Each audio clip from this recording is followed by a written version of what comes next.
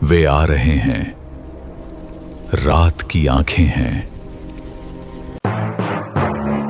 इसे लगे सुनसान इलाके में वर्षों से बंद पड़ा एक पुराना ईंटों का भट्टा हुआ करता था। कई साल पहले अचानक इस भट्टे पर अजीब और रहस्यमयी घटनाएं घटने लगी थी। लोगों का मानना था कि वहां भटकती आत्माओं का साया है और उसी साये ने कई जिंदगियां निगल ली थी। इन्हीं डरावनी घटनाओं के चलते भट्टे को अचानक बंद कर दिया गया था और तब से वो जगह वीरान पड़ी थी। कुछ समय बाद उस वीरान भट्टे को श्यामलाल नाम के एक पुराने जमींदार ने खरीद लिया। इलाके में उसकी दबंग छवि थी। वो भूत प्रेत और श्राप जैसी बातों को महज लोगों का वहम समझता था। उसके लिए ये जगह सिर्फ फायदे का सौदा थी। उसने जल्दी ही शुभ मुहूर्त पर पूजा करवाई और जैसे ही मंत्रों की आवाज थमी तो श्यामलाल आत्मविश्वास के साथ मुख्य द्वार की ओर बढ़ा। अंदर कदम रखने से पहले उसने नारियल उठाया और पूरी ताकत से पास पड़े पत्थर पे दे मारा। नारियल तेज आवाज के साथ फूटा, लेकिन उसी पल उसका एक नुकीला टुकड़ा सीधे श्यामलाल की हथेली में जा धंसा। तेरी की, मैंने कहा था ना, ये धकोसले मुझसे मत करवाओ। जल्दी करो, कोई कपड़ा लाओ, खून रुक ही नहीं रहा। हथेली से बहता हुआ खून देखकर भट्टे का मुंशी राजेंद्र घबराकर पट्टी लेने दौड़ पड़ा। वहीं पास खड़ा बुजुर्ग कारीगर काशी सब कुछ चुपचाप देख रहा था। इससे पहले कि काशी कुछ कह पाता, श्यामलाल ने गुस्से से उसकी ओर देखते हुए कहा, क्या हुआ काशी, तू क्यों इतना घबराया हुआ है? कुछ नहीं मालिक, बस यही सोच रहा था कि नारियल का इस तरह खराब निकलना और आपको चोट लगना ये ठीक संकेत नहीं है। अरे रहने दे, ज्ञान की बातें हैं। नारियल पहले से ही खराब होगा। ला, चल गमछा दे इधर। काशी ने गमछा देने के लिए हाथ आगे बढ़ाया ही था कि तभी राजेंद्र हांफता हुआ पट्टी और दवा लेकर वहां आ गया। ये लीजिए मालिक, हाथ धो लीजिए। अच्छा हुआ तू आ गया, नहीं तो हाथ इस मैले कपड़े से पोंछना पड़ जाता। मालिक, वो सारे पुराने मजदूर बोल रहे हैं कि वो इस भट्टे पर काम नहीं करेंगे। क्या 1.5 गुना मजदूरी देने के बाद भी मना कर रहे हैं? दरअसल मालिक, उनका कहना है कि इस भट्टे पर बुरी आत्माओं का वास है। अगर देवी के मंदिर को यहाँ से हटाया गया तो अच्छा नहीं होगा। हाँ मालिक, लोग कह रहे थे कि कई साल पहले यहाँ मौत मंडराती थी। उसे रोकने के लिए ही एक तांत्रिक ने यहाँ वो मंदिर बनवाया था, जिसके बाद से यहाँ एक भी मौत नहीं हुई। श्यामलाल कुछ पल चुप रहा, फिर हल्का सा मुस्कुराते हुए नजर उठाकर भट्टे के पास बने पुराने मंदिर की ओर देखा और कुछ सोचते हुए बोला, तुम लोग समझते क्यों नहीं हो? उस मंदिर की वजह से ही आधी जमीन बेकार पड़ी है। शहर से बड़ा कॉन्ट्रैक्ट मिला है और मैं पैसे एडवांस में ले चुका हूं। वहां नया गोदाम बनेगा, मशीनें लगेंगी, वो सब कहां रखूंगा मैं? मालिक, एक बार फिर सोच लीजिए, यहाँ के लोग झूठ नहीं कह रहे हैं। लोग क्या कहते हैं उससे मुझे कोई फर्क नहीं पड़ता। कल सुबह तक वो मंदिर हट जाना चाहिए। और हाँ, जो मजदूर काम से मना कर रहे हैं उन्हें कह दो अब इस भट्टे पर उनकी जरूरत नहीं। श्यामलाल की बातें सुनते ही काशी के चेहरे का रंग उड़ गया। मालिक, आप ये ठीक नहीं कर रहे हैं। बस बहुत हुआ काशी, मैं कुछ सुनना नहीं चाहता। ये मेरी जगह है और यहाँ सिर्फ मेरी मर्जी चलेगी। श्यामलाल की जिद के आगे किसी की नहीं चली। उसने भट्टे के पास बना पुराना मंदिर हटवा दिया। ये देखकर गांव के पुराने मजदूर भड़क उठे। एक एक कर सबने काम छोड़ दिया और वहां से चले गए। लेकिन श्यामलाल झुकने वालों में से नहीं था। 2 दिन बाद ही उसने दूसरे गांव से नए मजदूर बुला लिए। ऐसे लोग जिन्हें इस जगह के अतीत और डरावनी कहानियों का जरा भी अंदाजा नहीं था। भट्टे के किनारे खड़ा काशी दूर से सब कुछ देख रहा था। जहां कभी कोई कुलधारा देवी का छोटा सा मंदिर हुआ करता था, अब वहां सिर्फ खाली जगह नजर आ रही थी। उसकी आंखों में डर साफ दिखाई दे रहा था, जैसे वो जानता हो कि कुछ बुरा होने वाला है। वहीं दूसरी ओर अहंकार में डूबा श्यामलाल इन सब बातों से बेपरवाह था। वो राजेंद्र को काम की हिदायतें देने में लगा हुआ था। राजेंद्र, किसी भी कीमत पर काम रुकना नहीं चाहिए। जी मालिक। भट्टे पर काम एक बार फिर पूरे जोश के साथ शुरू कर दिया गया। छेनी हथौड़ी की आवाज दूर तक गूंजने लगी। तकरीबन रात के 9 बजे के बाद जब काम रुका तो श्यामलाल राजेंद्र के साथ कार में बैठकर घर के लिए निकल पड़ा। रास्ता सुनसान था, दूर तक सिर्फ हेडलाइट की सफेद रोशनी फैल रही थी। तभी अचानक रास्ते के बीचों बीच एक बच्चा दिखाई दिया। राजेंद्र ने घबराकर जोर से ब्रेक लगाया, लेकिन गाड़ी की रफ्तार इतनी तेज थी कि कार उस बच्चे के ऊपर से गुजर चुकी थी। हैरानी की बात यह थी कि टक्कर के समय किसी चीज से टकराने की कोई आवाज नहीं आई। ना चीख, ना झटका, ना कोई हलचल। वो बच्चा कहाँ गया? कहीं हमसे कुछ गलत तो नहीं हो गया? घबराइए मत मालिक, मैं बाहर झांक कर देखता हूँ। दोनों हैरानी से उस बच्चे को बाहर देखने की कोशिश करते हैं, लेकिन आसपास कोई बच्चा दिखाई नहीं देता। चारों तरफ सन्नाटा था। तभी श्यामलाल की नजर बैक मिरर पर पड़ी। उसे वही बच्चा दोबारा दिखाई दिया। उसे जिंदा देखकर श्यामलाल की आंखें हैरानी और डर से फटी रह गई। राजेंद्र, वो बच्चा कैसे बच गया?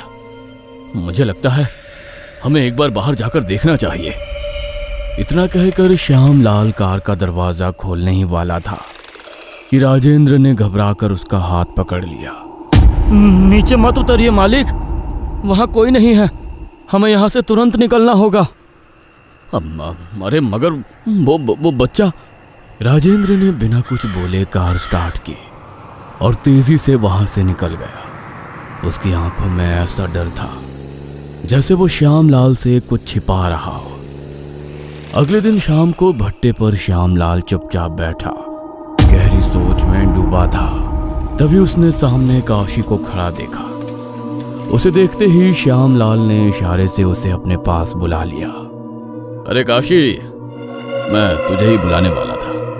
मुझे पूछना था कि क्या यहाँ आसपास आदिवासियों की कोई बस्ती है? नहीं मालिक, यहाँ आसपास कोई बस्ती नहीं है। मगर आप ऐसा क्यों पूछ रहे हैं? दरअसल कल रात मैं और राजेंद्र जब घर लौट रहे थे तो रास्ते में अचानक एक बच्चा हमारी गाड़ी के सामने आ गया। लेकिन हैरानी की बात यह थी कि उस बच्चे को खरोच तक नहीं आई। मैं अभी तक यही सोच रहा हूँ कि अचानक उस सुनसान इलाके में वो बच्चा आया कहाँ से? बच्चा कहाँ दिखा था आपको? क्या बच्चा वो गंजा था? हाँ, वो गंजा था और हमें सामने वाले रोड पर दिखाई दिया था। यह सुनते ही काशी का चेहरा पीला पड़ गया। उसके होठ कांपने लगे। इसका मतलब बचुआ लौट आया है। वो लौट आया है। वो जिस किसी को ही दिखाई देता है उसका नाश होना निश्चय है। अब आपको सिर्फ देवी ही बचा सकती है। वो किसी को नहीं छोड़ेगी। मालिक। कहते कहते अचानक काशी लड़खड़ाया और जमीन पर गिर पड़ा।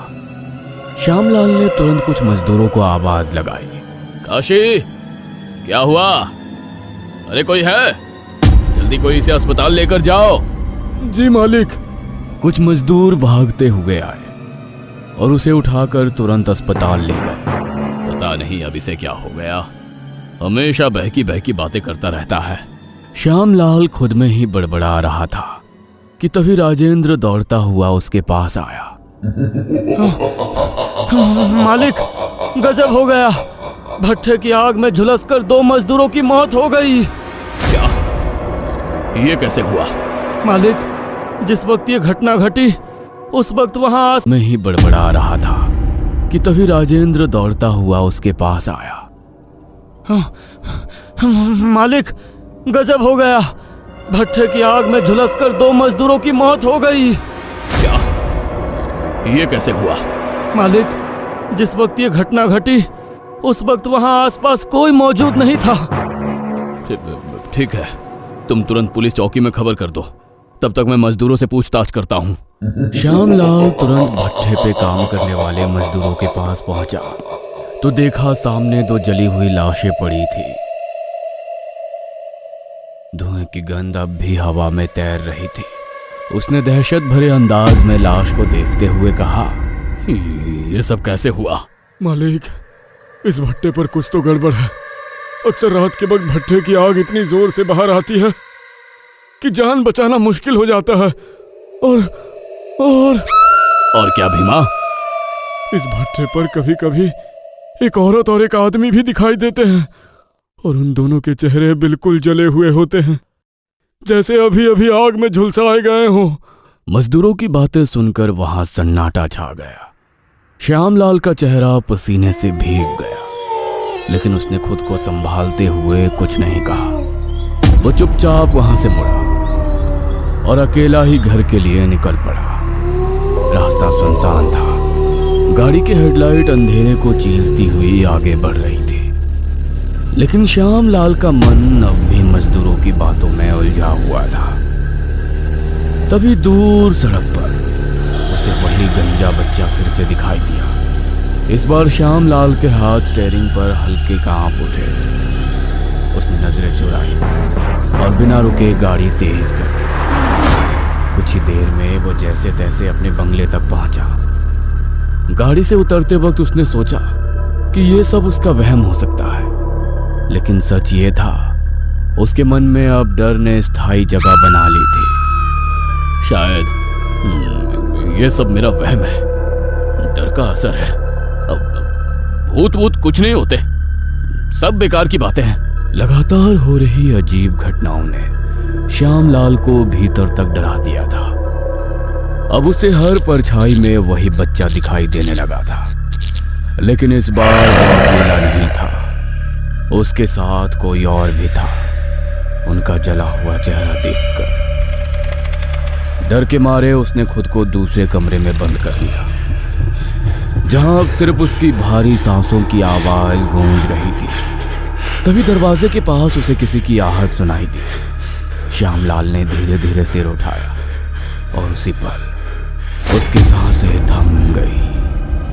दरवाजे के कोने में वही बच्चा खड़ा था, लेकिन इस बार वो अकेला था और उसे देखते ही श्यामलाल की चीख निकल गई।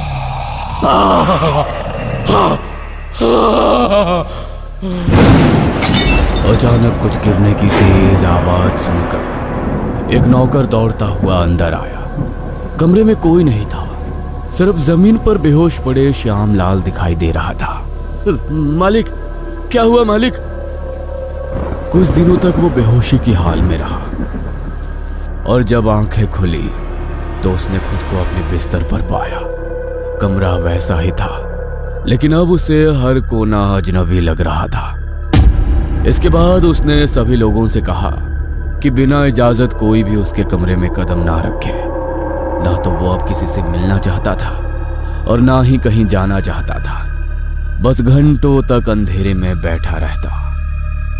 फिर एक दिन उसने राजेंद्र को बुलवाया। जब राजेंद्र कमरे में दाखिल हुआ तो ठिठक गया। उसने देखा सामने कुर्सी पर श्यामलाल बैठा हुआ था। उसके चेहरे पर दहशत की गहरी रेखाएं थी और आंखों के नीचे काले घेरे नजर आ रहे थे।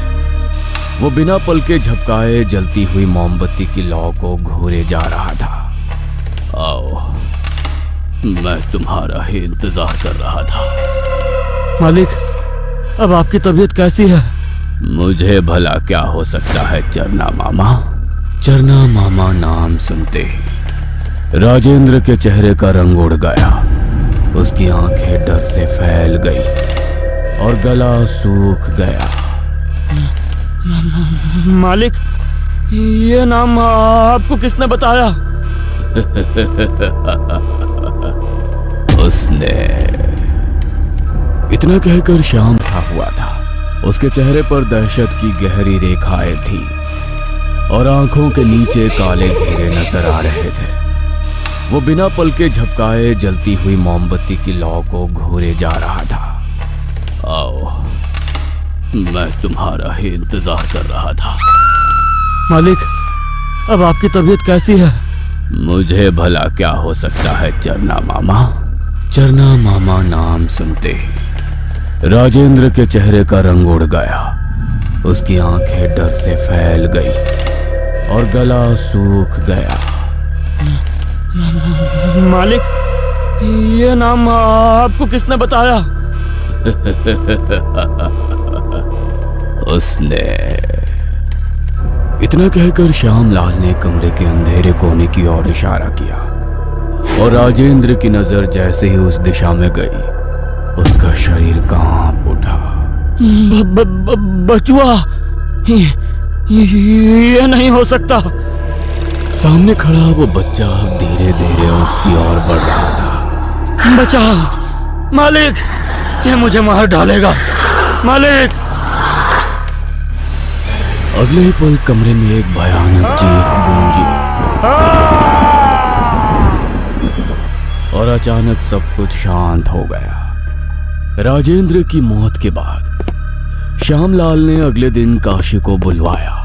कुछ देर बाद काशी कमरे में दाखिल हुआ तो सामने श्यामलाल को बैठा हुआ पाया। मालिक, आपको इतने दिनों बाद देखकर अच्छा लग रहा है। अब आपकी तबीयत कैसी है? जिंदा हूं काशी, मगर अब वो घमंड नहीं रहा। कई रातें मैंने इस कमरे में बंद रहकर उस बच्चे को देखते हुए गुजार दी, लेकिन फिर भी समझ नहीं पाया वो मुझसे क्या चाहता है। आखिर उस बच्चे का उस ईंट के भट्टे से क्या संबंध है? मैंने तुम्हें इसलिए बुलाया है क्योंकि मैं जानना चाहता हूं कि आखिर इन सब के पीछे का सच क्या है। मालिक, यह कुछ साल पुरानी बात है। तब इस भट्टे को बृजभान ठाकुर चलाता था, जो कि तंत्र मंत्र और काली विद्याओं पर भरोसा करता था। कहते हैं कि भट्टे नींव मजबूत करने और तरक्की के लिए बृजभान ने तांत्रिक के कहने पर एक बच्चे की भेंट चढ़ाई थी। और जब ये बात उस बच्चे के माँ बाप को पता चली तो बृजभान ने उन्हें भी जलते हुए भट्टे में झोंक दिया। वक्त बीतता गया और उन बेबस लोगों की आह धीरे धीरे एक भयानक श्राप में बदल गई। सबसे पहले बृजभान की अचानक रहस्यमयी हालात में मौत हो गई। दरवाजा अंदर से बंद था और उसके चेहरे पर ऐसा डर था जैसे उसने मरने से पहले कुछ खौफनाक देखा हो। उसके बाद एक एक करवे लोग भी अजीब परिस्थितियों में मारे गए, जिन्होंने पैसों के लालच में सच दबा दिया था। धीरे धीरे पूरा इलाका वीरान और डरावना हो गया। भट्ठा बंद हो गया। मजदूर बस्ती छोड़कर चले गए। बाद में इस जगह की शांति के लिए कुलधारा माता का एक मंदिर बनवाया गया। मंदिर बनने के बाद काफी समय तक सब शांत रहा, मगर जैसे ही आपने उस मंदिर को हटवाया वो पुराना श्राप फिर से जाग उठा। शायद ये मेरी जिंदगी की सबसे बड़ी भूल थी काशी, जिसे मैं सुधारना चाहता हूँ। लेकिन काशी, मुझे एक बात समझ में नहीं आई, भला इन सबसे राजेंद्र का क्या लेना देना था? और ये चरना मामा कौन है? वो बच्चा अक्सर मेरे कानों में उसका नाम बुदबुदाता है। बचवा राजेंद्र को चरना मामा कहकर बुलाता था। राजेंद्र उस समय सब जानता था, मगर पैसे और डर की वजह से राजेंद्र ने भी अपना मुंह बंद रखा। सच्चाई जानने के बाद भी श्यामलाल ने हार नहीं मानी। काशी की मदद से उसने उसी स्थान पर फिर से कुलधारा माता का मंदिर बनवाया। विधि विधान से मूर्ति स्थापित की गई और बचवा तथा उसके माता पिता की आत्मा की शांति के लिए पूजा करवाई गई। धीरे धीरे भट्टे का काम दोबारा शुरू हुआ। अजीब घटनाएं थम गई। कहते हैं सच को चाहे कितनी भी गहराई में दबा दिया जाए, वो एक दिन लौट कर आता जरूर है, और तब सिर्फ इंसाफ नहीं करता बल्कि इंसान को उसके कर्मों का आईना भी दिखा जाता है।